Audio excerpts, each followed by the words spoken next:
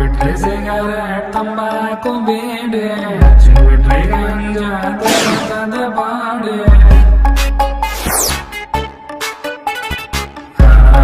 ಶಿವ ಶಿವ ಶಂಕರನ ನೋಡೆ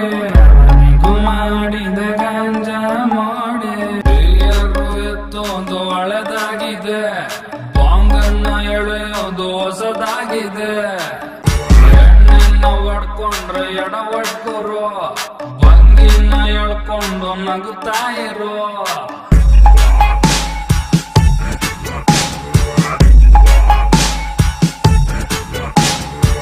ಲಕ್ಷದಲ್ಲಿ